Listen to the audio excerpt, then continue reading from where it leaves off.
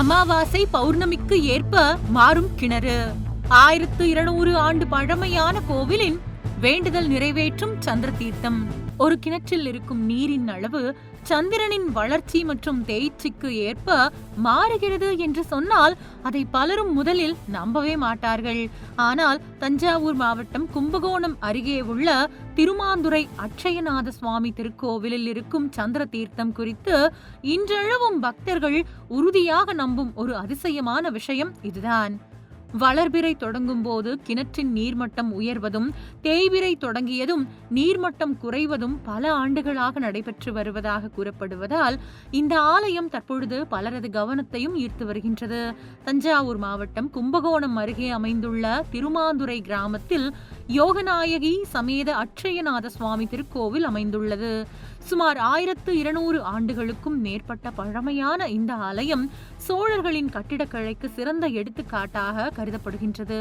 செம்பியன் மாதேவியார் காலத்தில் திருப்பணிகள் நடைபெற்றதாகவும் தல வரலாற்றில் குறிப்பிடப்படுகின்றது.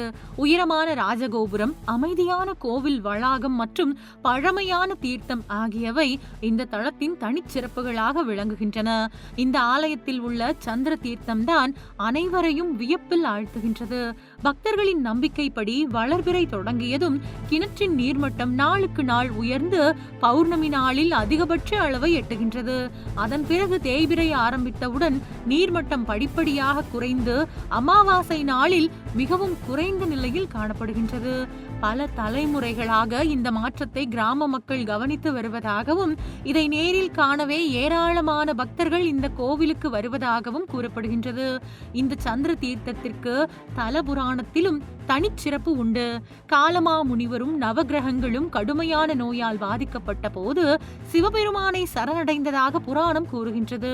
அப்போது திருமாந்துறைக்கு சென்று அட்சயநாதரை வழிபட்டு அங்குள்ள சந்திர தீர்த்தத்தில் தொடர்ந்து 15 நாட்கள் நீராடுமாறு சிவபெருமான் அருளியதாக நம்பப்படுகின்றது. அதன்படி அவர்கள் தினமும் இந்த தீர்த்தத்தில் நீராடி வழிபட்டதன் மூலம் நோய்கள் அனைத்தும் நீங்கியதாக தல புராணம் கூறுகின்றது.